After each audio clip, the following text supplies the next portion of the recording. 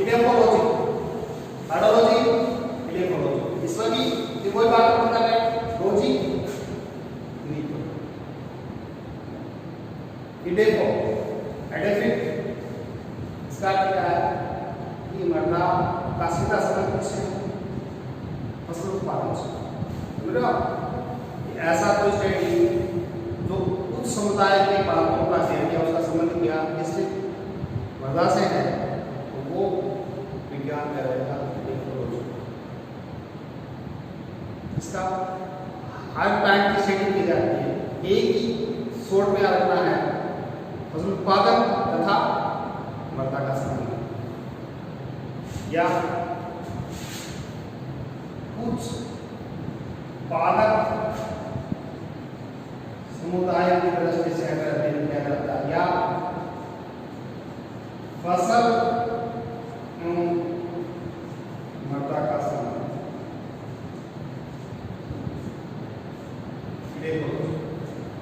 इसमें इस बात का विशेष जोर दिया जाता है कि किस प्रकार की मृदा में कौन सी फसल, जैसे अपन बात करते हैं फ्लेक्स सॉइल, इसके लिए इसमें ये स्टडी की जाती है कि फ्लेक्स सॉइल में कपास की जो फसल है वो अच्छी हो सकती है।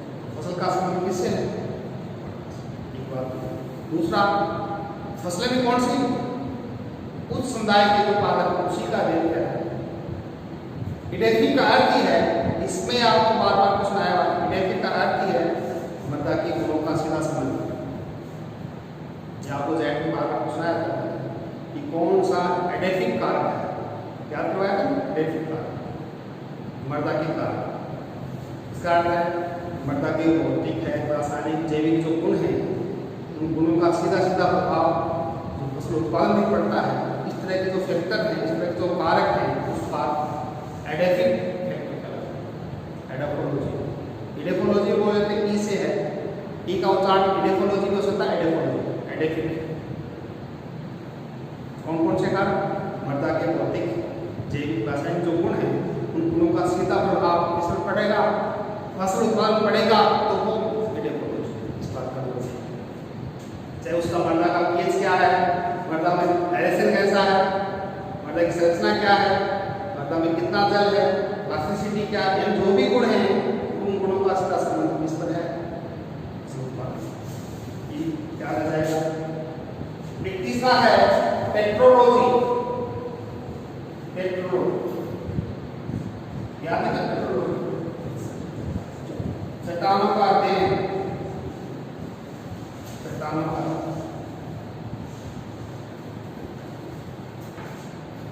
पेट्रोलॉजी।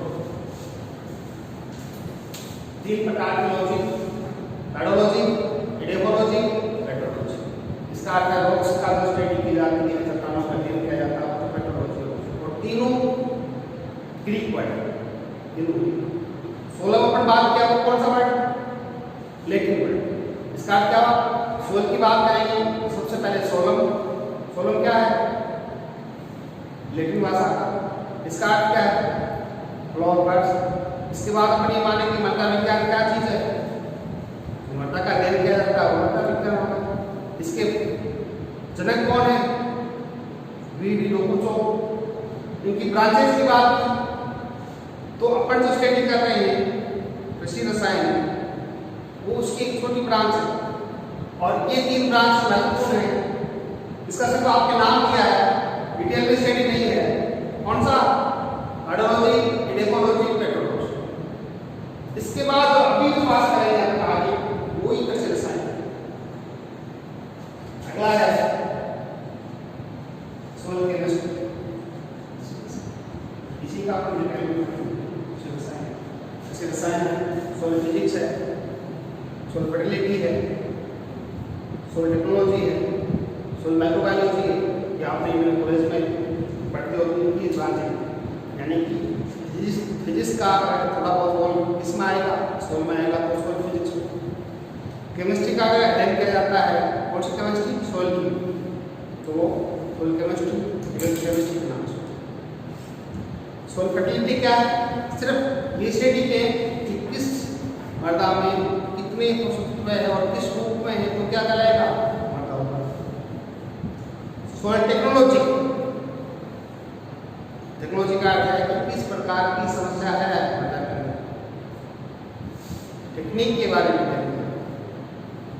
प्रौद्योगिकी ये बड़ा क्वेश्चन आया है, दिमाग में आया था, बड़े बच्चे कंफ्यूज हो जाते हैं।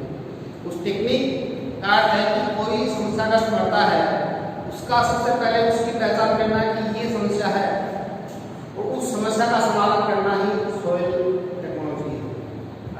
इसके बाद क्वेश्चन आया था कि मृदा सतह के ऊपर सोडियम आयन को रिप्लेस करने के लिए कौन सा रसायन काम में लेगा?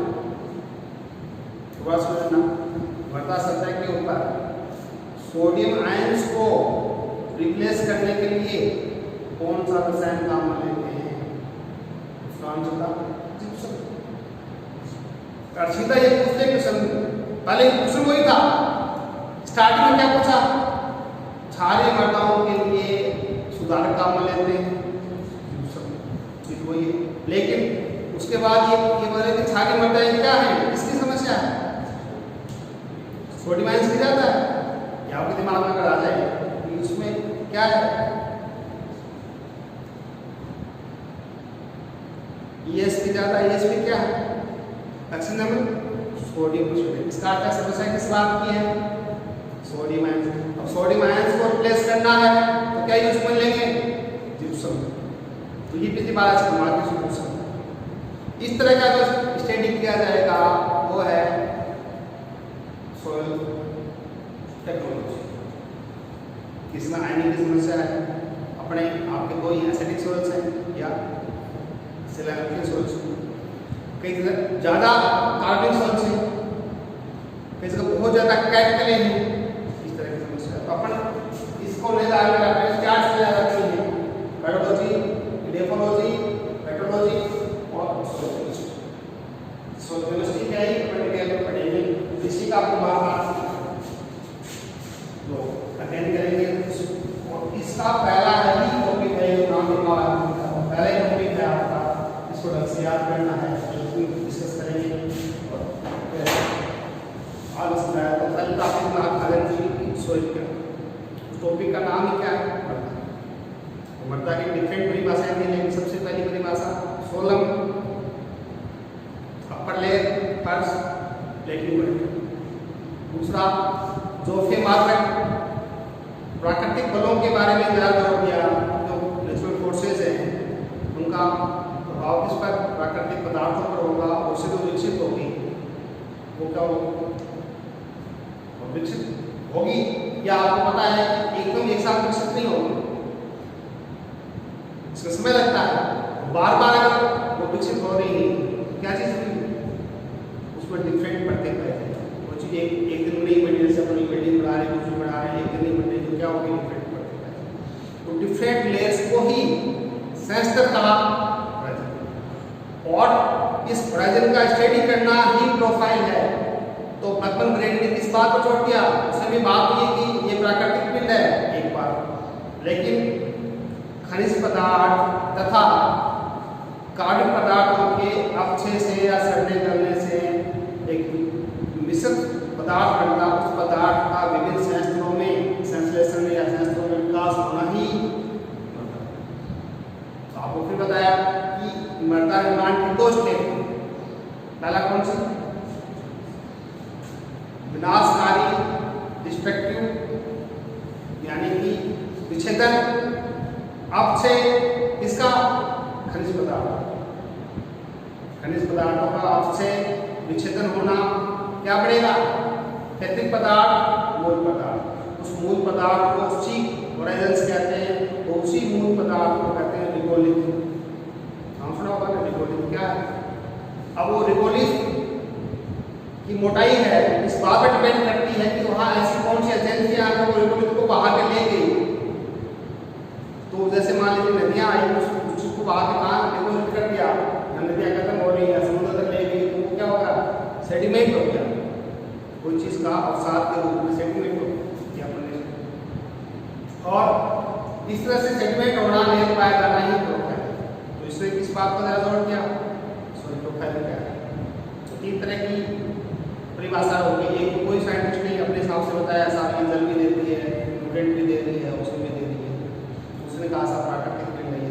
फिर कुछ लोगों ने कहा कि 3 डायमेंशियल है, एक अपन याद करेंगे, आपको पूछेंगे 3 डायमेंशियल है, इसका अर्थ क्या हुआ? 3 आयामी है, लंबाई चौड़ाई कह रही है, पिंड के रूप में अपन दे सकते हैं, आयतन के रूप समझते ना, अपना आयतन थोड़ा सा जैसे माचिस की डिब्बी होती है ना, ऐसी चीज है, उसको देखते हैं। डायनेमिक है, डायनेमिक क्या होगा? गतिशील है। प्लांट की वृद्धि के लिए एक माध्यम है, मीडिया ऑफ प्लांट और यहाँ पे सारा इसने कहा था कि बिन है, खदान है, थैली है, किसकी? पोषक तत्वों की। इस तरह से इसका अपन मरना के बाद एक नाम छोटा सा पढ़ा ट्रस्ट, ये कल आपको याद करना है और कोई करे या नहीं करे आपको याद करना है। ट्रस्ट मैंने आपको समझा दिया, कल्पना की कि आप दुनिया में आंड में वो छोटा सा हिस्सा है,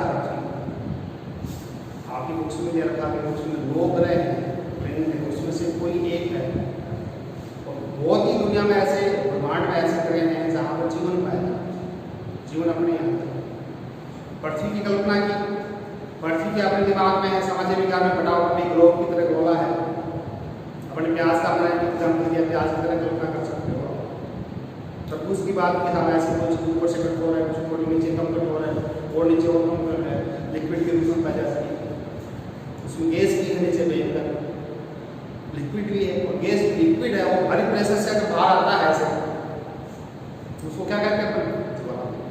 अब कोई चीज बाहर आ गई, उसका क्या होगा?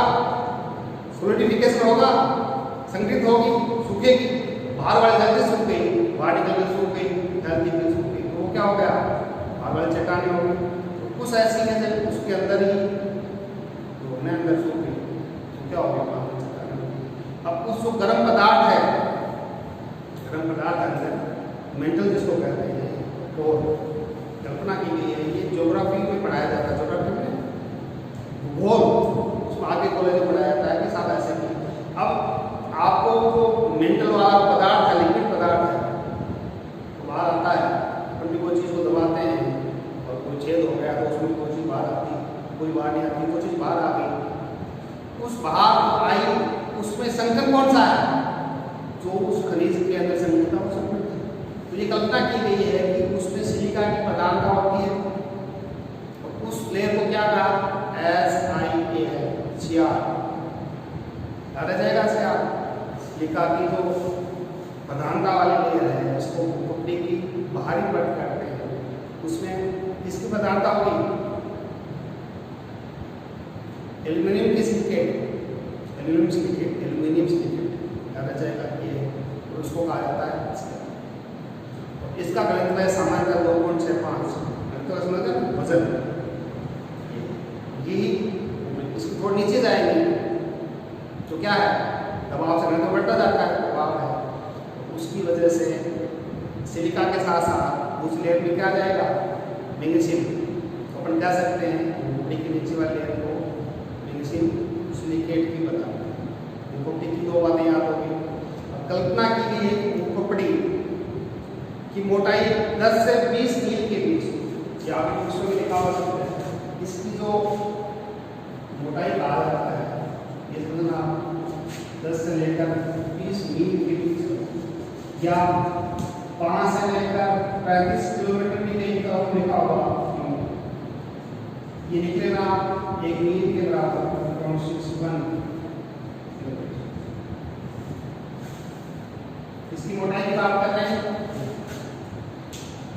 10 से 20 मील तक कल्पना की गई है, समुद्रों के नीचे, पहाड़ों के नीचे, समुद्र में काफी कम ज्यादा होता है।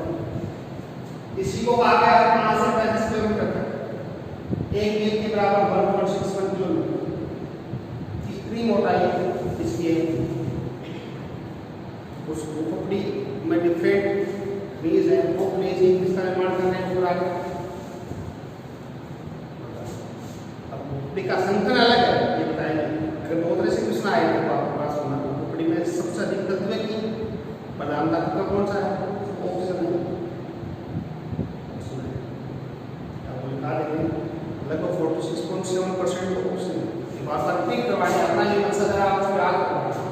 अगर भूकटी का संगठन की बात करें, कहते हैं सबसे अधिक है ऑक्सीजन 46.7%। दूसरे नंबर पर क्या है? सिलिका 27.9%। ये कहते हैं दोनों मिला के ही लगभग 75% मात्रा। इसके बाद तीसरा क्या है? एल्यूमिनियम। और चौथा क्या है?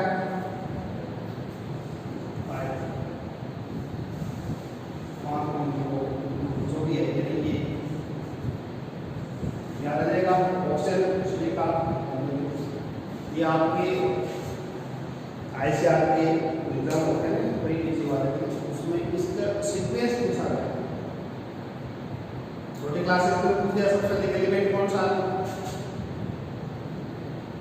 लेकिन घटते क्रम में एडजस्ट करना है, बढ़ते क्रम में स्टार्ट है सबसे ज्यादा, उसके बाद सिलिकॉन, सिलिका, उसके बाद चार अलग स्टडी करना है। तो चार कौन है? चार में आएगा। उसके बाद कैल्शियम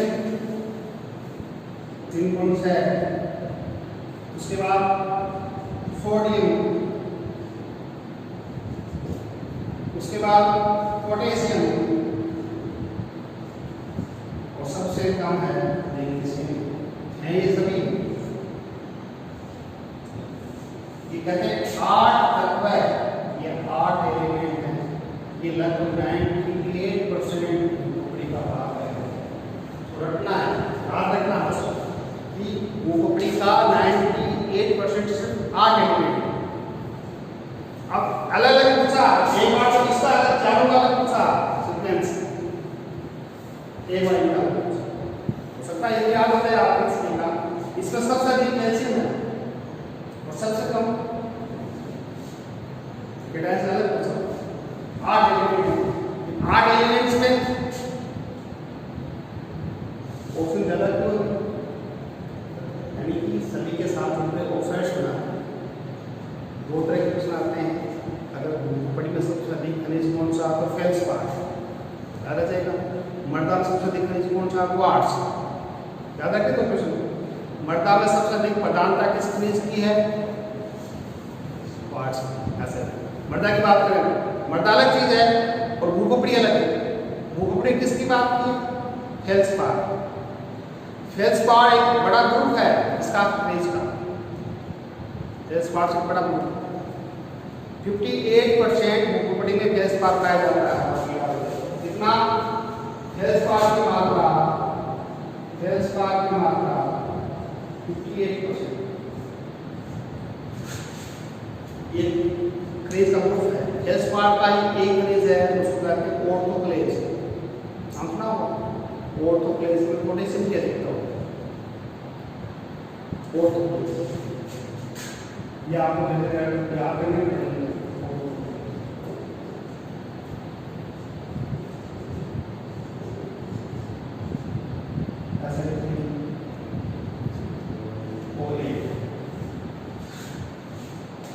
ये ऑर्थोक्लेज के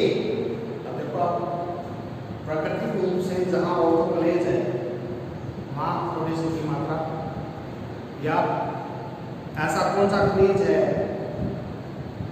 जिसमें प्रचुर मात्रा में क्या पाया जाता है? पोटेशियम। ऐसा कौन सा खनिज है प्राकृतिक रूप से जिसमें फास्फोरस की अधिकता पाई जाती है? फास्फोरस की अधिकता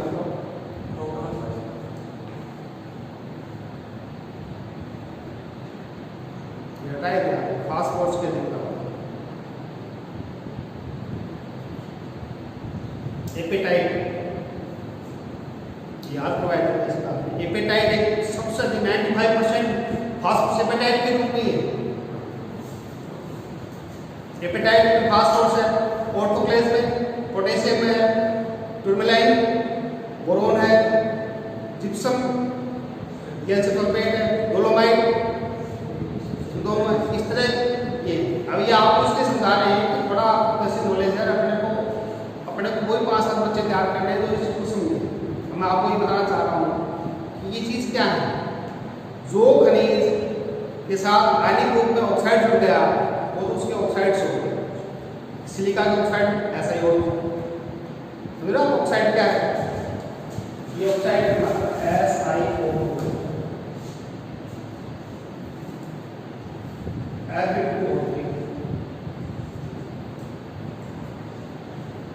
ये सबके ऑक्साइड्स हो, समझ रहे हो? ये ऑक्साइड्स के रूप में, सल्फाइड के रूप में है। सल्फाइड समझ रहे हो? FeS2 आयरन आयड के रूप में sulphide. Sulphate CaSO4 gypsum sulphate के रूप में। इसका अर्थ समझे आप, ये आगे जाकर तभी लिथोफाइल चल्कोफाइल ये आगे अगर कॉलेज में थोड़ा पढ़ते हैं या इसमें भी है थोड़ा बहुत, ये इनके आने के रूप में नाम देते हैं। अब देखो कार्बोनेट CaCO3 कैसे कार्बोनेट, इसका अर्थ है कि ये आप आगे जाकर ये सब खनिज बन गए, ये खनिज है। अब समझ गए? ये अलग तत्व है, एलिमेंट है, और इसके ऑक्साइड्स हो गए जिप्सम नाम का खनिज। अब उसको ऐसे है, ये तो प्राइमरी खनिज है और ये सेकेंडरी खनिज है। ये दो ही नहीं है, सिलिका ऑक्साइड। इसका अर्थ आप समझना हो, ज्यादातर खनिजों के अंदर क्या है? ऑक्सीजन है। इसका अर्थ है कि जो मृदा की पपड़ी है उसमें ऑक्सीजन की मात्रा ज्यादा है, लेकिन वो किसके साथ जुड़ी हुई है? कोई नहीं। डोलोमाइट CaFgCO3 का होता है। CO3 क्या है? कार्बोनेट। किसके कार्बोनेट है? कैल्शियम के मैग्नीशियम कार्बोनेट। या सिर्फ अपन CaCO3 की बात करें, CaCO3 क्या है? Calcium carbonate. इसको अपन कैल्साइट कह सकते हैं। इस तरह से ये खनिज है और इनके साथ होते हैं नाम। ऑर्थोक्लेज की बात करते हैं तो ध्यान नहीं दिया क्या है?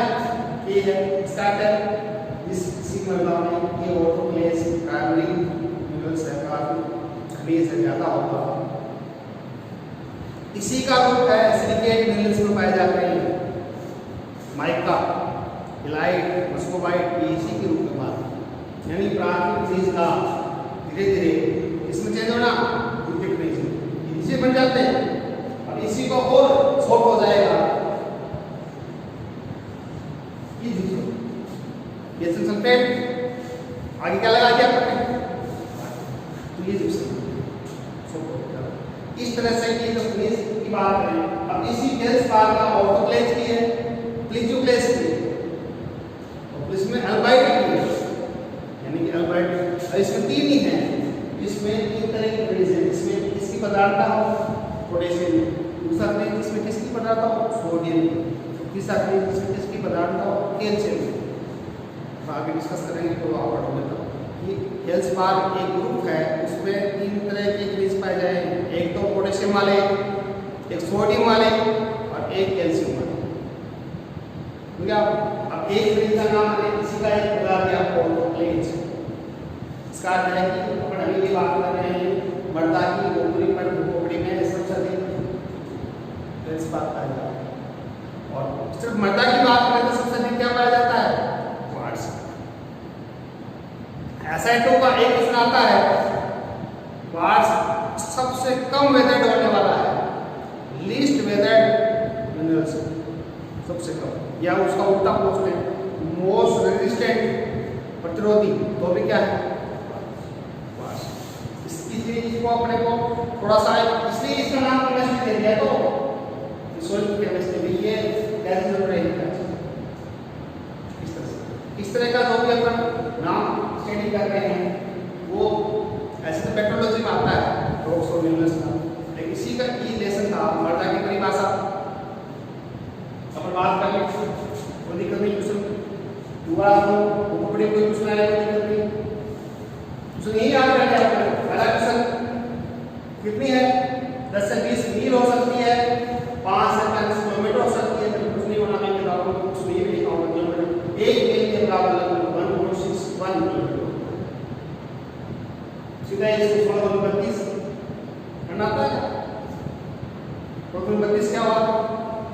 20 का किलोमीटर बढ़ाएंगे, 1.61 है, तो 16 को बढ़ाना है, क्या होगा? 40 किलोमीटर बढ़ा दूंगा, आएगा मतलब इस तरह से। इसका इसका अर्थ है कि ये समुद्र के अलग भी, समुद्र के नीचे भी तो भूखपड़ी है, पहाड़ों पर भी है, मैदानों पर भी है, तो ये भूखपड़ी थोड़ा बहुत वेरी करती है इसके हिसाब से। हाँ, आज भूखपड़ी की बात कर ली, इसमें सबसे अधिक 8 तत्व है, इसका 98% भाग बना। कितने तत्व है? 8 में सबसे अधिक तत्व कौन सा? ऑक्सीजन। 46 लिखा हुआ है, 47 लिखा हुआ है, ये दोनों मिलाकर लगभग 78% 75% भाग है।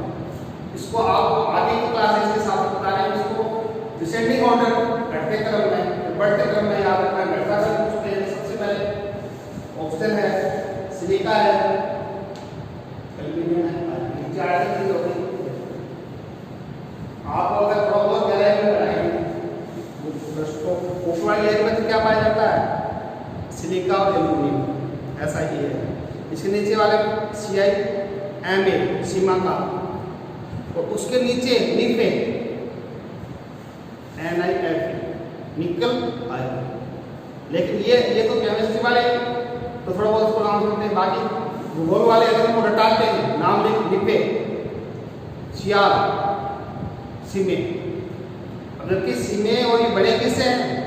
SiMa सीमे बना है, सियाल सियाल किससे बना है? निफे NiF। इसका अर्थ क्या? जमीन के अंदर निकल आयरन भी खूब है। अब ये तो चीज होगी, ऑक्सीजन तो है, लिखा है, एल्यूमिनियम है, ये चीजें बाहर आई। बाहर आने के बाद क्या हुआ? सोलिडिफिकेशन हुआ। सोलिडिफिकेशन होना ही चट्टान है। बाहर आगे भाई चट्टानें हो गई, अंदर हो गई तो अंत चट्टानें। फिर बाद में चट्टान का सेडिमेंट्री हो गया, ट्रांसपोर्टेशन हो गया, टूट गई, टूटने के बाद पड़ी है तब तो ठीक है, तो कोई बहा के ले गया और कहाँ जाके डिपोजिट हो गई, तब उसका नाम पड़ा सेडिमेंट। बताएंगे। और उस पैतृक पदार्थ को ले जाने वाले एजेंसियों के साथ उसका नाम बन गया। पहले याद कर पाए थे आपको, अगर कोई जल के साथ बाह्य पदार्थ है तो एल्यूवियल, ग्रेविटेशनल फोर्स के साथ कोलुवियल, एओलिन, लोएस, मेराइन, ऐसे नाम बताए थे, अपन फिर डिस्कस करेंगे ये चीजें। सी समझ गए आपके दिमाग में? सी आ गया ना, सी होराइजन के नीचे वाले पार्ट है, उसको अपन कहते हैं एसेंटिक पैतृक पदार्थ। वो बना किससे? चट्टानों के विध्वंसक है, टूटने फूटने से, अपक्षित होने से एक चीज बन गई। अब वो चीज धीरे धीरे अगर जमा होगी तो पीक बनाएगी, जैसे केव है, वहां जमा होगी, सेडेंट्री है, वहां से दूसरी जगह होगी तो क्या होगी? ट्रांसपोर्टेड, स्थानांतरित मूल पदार्थ। स्थानांतरित मूल पदार्थ यानी यहाँ से वहां जाकर कन्वर्ट हो गया। अब वो चीजें ही बदला गई। अब बिल्कुल आसान है, इतना याद कर लिया। अब छोटा सा एक ये याद, वो आसान सा ऐसे करने की आवश्यकता नहीं है। क्या है? मृदा का आधा हिस्सा मैंने कर दिया, ठोस है, और ये कितना हो गया? 25% क्या हो गया? 25%, ये 5%, तो आपकी पदार्थ, और ये 45% खनिज। इसको क्या सुनना है? मृदा का संगठन है। अब इसमें भी बड़ा कुछ मात्रा है, ये सिर्फ खनिज मृदा का संगठन है, जो अपन मृदा है खनिज मृदा ही है। अगर जहाँ कहीं 5% से अधिक कार्बनिक पदार्थ की मात्रा है तो खनिज मृदा में 20 से 25% मृदा किसको कहते हैं? कार्बनिक। उसमें भी 20, 25, 30% की लिखा है। अगर एक बार अपने समझ में आ गया कि 20% से अधिक वाली कार्बन बताएंगे, कार्बन की मात्रा का निर्धारण उसमें कले कितना है, कले ज्यादा है तो कार्बन ज्यादा होगा तो कार्बन बताएंगे। सामान्य 20% है, इसका अर्थ है कि कले भी कम है। कहीं कले ज्यादा है तो उसमें 25% कार्बनिक पदार्थ होगा तो कार्बन बताएंगे। इसका अर्थ है कि सिंपल, सबसे आसान सा ये संगठन है। अब इस संगठन को आप पकड़ोगे तब पूरी केमिस्ट्री याद होगी। सबसे पहला खनिज पदार्थ, आपने दिमाग होगी सबसे बड़ा हिस्सा खनिज पदार्थ का है, इसलिए स्टडी किया थी खनिज कौन से हैं, कैसे आए, कहां से। उसके बाद ये इन सब को मिला लिया, चारों में ये कौन हो गई, थोड़ा सा यहाँ याद करना चाहिए, प्राप्त करना चाहिए। खनिज में सबसे अधिक फेल्सपार, इसमें प्रमुख खनिज ही 4-5 हैं। सिलिका के ऑक्साइड तो है ही, इसको क्वार्ट्ज कहते हैं। और फेल्सपार्स में ये नाम आएंगे, ऑर्थोक्लेज, लिचोक्लेज, अबाइट, एल्बाइट, ये नाम आएंगे। ऑनब्लेन, 5-7 मुख्य खनिज हैं। ये तो प्राइमरी खनिज हो गए। सेकेंडरी खनिज कौन से हैं? डोलोमाइट है, जिप्सम है, क्ले मिनरल्स है, FeO3, हेमेटाइट, लैमोनाइट, ऐसा खनिज का स्टडी हो गया। उसके बाद खनिज आए कहाँ से? चट्टानों से। आपको उसको चट्टान का नाम ये कोड़े को छोड़ में लेकर बताएंगे। चट्टान क्या है? जो भी खनिज है, खनिजों से निर्मित कठोर संरचना, आप दिमाग में कर लो। परिभाषा वही है भाई, चट्टान निर्माण किससे होता है? खनिजों से पिंड बन गया, कठोर संरचना बन गई, चट्टान है। अब उसमें जो खनिज है उसके गुण उसमें आगे, किसमें आगे? चट्टान में। कैल्साइट क्या है? चूने की चट्टान है, चूना ही है। ग्रेनाइट में कई प्रकार के खनिज मिलेंगे। अब चट्टान क्या चीज होगी? कठोर चीज है, रोक कहते हैं, रोक इसका अर्थ है। अब इसका ये बड़ी कैसे? जब पृथ्वी ठंडी हो रही थी तो अपन लोग तो यार दुनिया में थे नहीं, कोई भी नहीं था, स्टडी किया जाता है कि भैया बहुत देर ठंडी हुई। अब मेल्टल चीज क्या है? गाढ़ा पदार्थ है, वह अंदर मान लीजिए गाढ़ा पदार्थ है। अब चाशनी बनाते हैं, उसमें चीनी की मात्रा डालते जाएंगे, वो गाढ़ी होती जाएगी, वो सिलिका की है। कम सिलिका है, पदार्थ पतला है, ज़्यादा है, लेकिन जैसे ही प्रेशर होगा पूरा पदार्थ कहाँ जाएगा? बाहर आ जाएगा। ये आपको पता है कि बाहर आते ही, याद फटना नहीं है, बाहर आते ही कोई चीज़ क्या होगा? तुरंत ठंडी हो जाएगी। इसका अर्थ है कि तुरंत ठंडी हो गई बात। चट्टान कौन सी चट्टान थी? आग, इग्नियस। मेन चट्टान का नाम क्या है? अग्नि। इग्नियस का अर्थ क्या है? गर्म आग, आग का गोला कहीं, आग का लावा कहीं, मैग्मा। थोड़ा ही अंदर है, जमीन के अंदर वो चीज़ है, वो मैग्मा है। समझे? वो लिक्विड पदार्थ जमीन के अंदर है, तब तक तो वो मैग्मा है, और जमीन से बाहर आ गया तो लावा क्या है? चीज़ एक ही है, संकर वही चीज़ है। तो पदार्थ बाहर आते लावा क्या है? तो कई से कहता है मैग्मा ठंडा होगा, लावा ठंडा होगा। मैग्मा लावा एक ही चीज़ है। मैग्मा, इसका ध्यान रखना, पिघला हुआ पदार्थ, पिघला हुआ बाहर आया, अब जल्दी ठंडा हो गया। सबसे पहले चट्टानें थी, उनके गुण क्या हो गए? कठोर है, समझे? बर्फ नहीं बनी, पड़ने का मौका नहीं मिला, इतना गर्म चीज थी। जीवाश्म नहीं है, क्यों नहीं जीवाश्म? गर्म पदार्थ में जीवाश्म कैसे जिंदा रहेंगे? तो 1000 डिग्री सेल्सियस की बात कर रहे हैं। जीवाश्म क्या होते हैं? वनस्पति जीव जंतु उसके अंदर रहेंगे, दब जाएंगे तभी तो, अब जिंदा रहेंगे तभी मरे मिलेंगे। तो उसका अगर गुण की भी कल बात करेंगे, बढ़ाएंगे, तो चट्टान कैसे बनी वैसे ही गुण होगी। नहीं तो उसमें परत है, पढ़ना है उसमें। जीवाश्म है, क्रिस्टलीय है, कठोर है, मूल पदार्थ पहले वाले चट्टानें हैं। एक तो ये की कल्पना की सब बाहर और अंदर। इंट्रूसिव, इनकी बात कर लिया आपने। एक्सट्रूसिव, ये आगे कॉलेज में इंग्लिश में आ जाता है। फिर एक नाम दिया वॉल्केनिक। वॉल्केनो किसको कहते हैं? इंग्लिश में ज्वालामुखी। वॉल्केनिक क्या होगा? कोई बाहर वाली वॉल्केनिक। प्लूटोनिक, प्लूटो, प्लूटो एक देवता है नाम। प्लूटो कौन? पाताल, अपने बोलते हैं पाताल के देवता। अपने भी महाभारत देखा हुआ जगह के महाभारत का नाम पाताल, पातालिक। तो इंग्लिश में उसको कहते हैं प्लूटोनिक। बात एक ये जमीन के अंदर ठंडी हुई वो प्लूटोनिक होगी, बाहर आई वो क्या होगी? वॉल्केनिक होगी। वॉल्केनिक कौन सी? ज्वालामुखी। इंग्लिश में दूसरा वर्ड कोई है इंट्रूसिव, जमीन के अंदर ठंडी होगी। ये तो उसकी स्थिति क्या है, सिचुएशन कहाँ है, उसका आधार। एक उसका रासायनिक संगठन और दे दिया। अभी आपको बार बार बता दिया कि जमीन के अंदर जो मैग्मा है उसमें सिलिका की मात्रा ही ज्यादा है, और जितनी ज्यादा सिलिका है, जितनी ज्यादा सिलिका है, सिलिका का नेचर होती है एसिडिक। चाशनी, जितनी ज्यादा चाशनी उतनी वो ज्यादा मीठी है। तो आप ही कल्पना करो, चाशनी ज्यादा है, इसका अर्थ है कि मीठापन है। अगर किसी में सिलिका की मात्रा ज्यादा है तो उतनी वो एसिडिक है, और सिलिका ही ज्यादा है।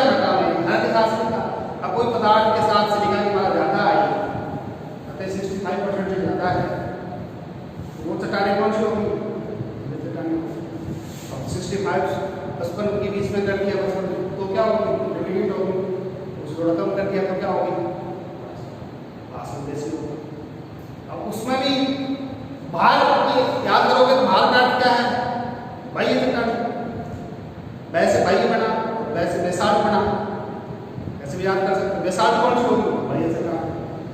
ऐसे इधर बास्मिक वैसे है और बेसाल्ट। आपको अपना तरीका थोड़ा सा अपनाना पड़ेगा, बाकी वैसे सीधा सिंपल आपको ग्रेनाइट है। अब इसका अर्थ है कि दुनिया में ज़्यादातर वो ही चट्टानें जाता है ग्रेनाइट के साथ। कल्पना करो ग्रेनाइट अपने गांव में, हर गांव का आदमी नाम वो ग्रेनाइट लगाया, मार्बल ले गया, ये मार्बल अच्छा नहीं है, सफेद नहीं है, लेकिन अशुद्ध है। इसका अर्थ है मार्बल क्या है? ग्रेनाइट में मिक्स ग्रेनाइट देखा क्या? अपने घरों में किचन में लगाते हैं ग्रेनाइट, निशान से चमकता हुआ है, ऐसे पत्थर होता है ना कि पूरे रंग का वो ग्रेनाइट ब्लॉक आते हैं ग्रेनाइट। अब ग्रेनाइट, बेसाल्ट, लाइमोनाइट जो लाइमस्टोन बोलते हैं, सैंडस्टोन और सैल्स, यानी 5 ही चट्टानें सबसे अधिक हैं। तो बात सुनना, सैल से स्लेट बनी बात समझ गया, ग्रेनाइट और बेसाल्ट, लाइमस्टोन चूना पत्थर, चूना पत्थर से ही मार्बल वगैरह हमने बनाया अलग अलग, और सैंडस्टोन बालू पत्थर जो अपन चिनाई करते हैं ना, मकान बनाते हैं, वो तरह तरह के बालू पत्थर है, पत्थरों से चिनाई करते हैं वो बालू पत्थर। बालू पत्थर का नाम आते हैं, इसमें क्या है? सैंड, और सैंड में क्या है? सिलिका। इसका क्या होगा? सिलिका की प्रधानता है। लाइम का नाम आते क्या है? चूना। उसके संकट में किसकी पदार्थ है? चूना। चूना किसे बना? CaCO। इसका अर्थ क्या होगा? बेसाल्ट में भी मात्रा किसकी ज्यादा है? सिलिका की, लेकिन उतनी नहीं है जितनी ग्रेनाइट की।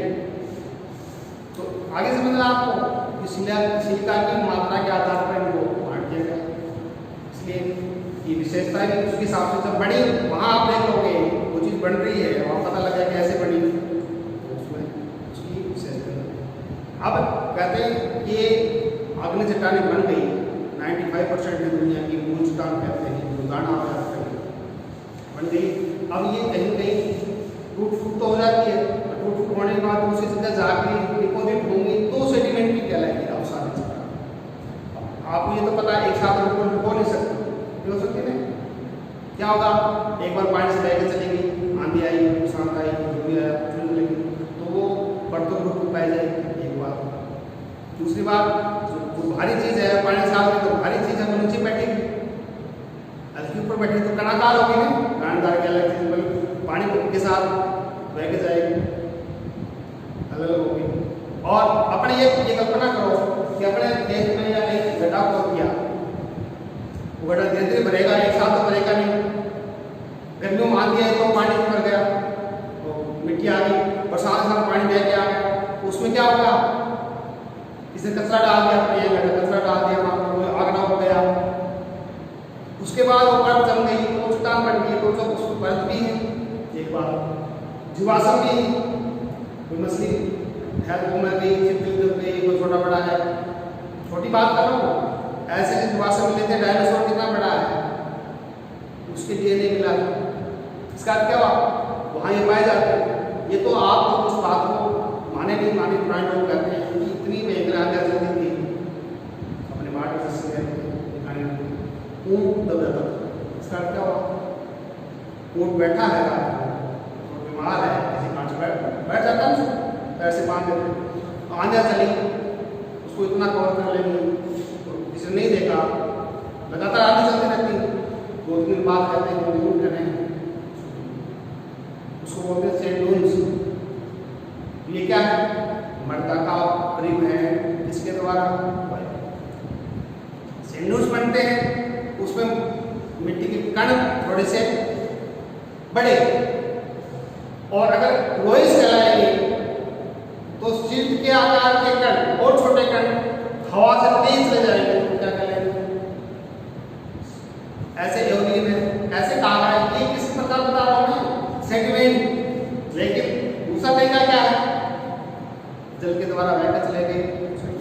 सेडिमेंट के उदाहरण भी आपको याद आ जाएंगे कि भैया ये बह के जाती है, चूना पत्थर है ये, और मेटामॉर्फोसिस, ये थोड़ा कल्चर लेंगे पूरा ही, यानी दोनों चट्टानों का इग्नियस एंड सेडिमेंट्री का मेटामॉर्फोसिस हो जाएगा। इसमें केमिकल चेंज हो जाएगा, ध्यान रख, शरीर का काया हो जाएगी, चेंज हो जाएगा। तो क्या कहलाएगी, चट्टानें बन गई। खनिज की बात कर ली, इनका होगा वेदर्ड अपक्षय। अपक्षय होना ही मदर निर्माण की शुरुआत है। आगे वाला टॉपिक अपन कल डिस्कस करेंगे, मदर निर्माण।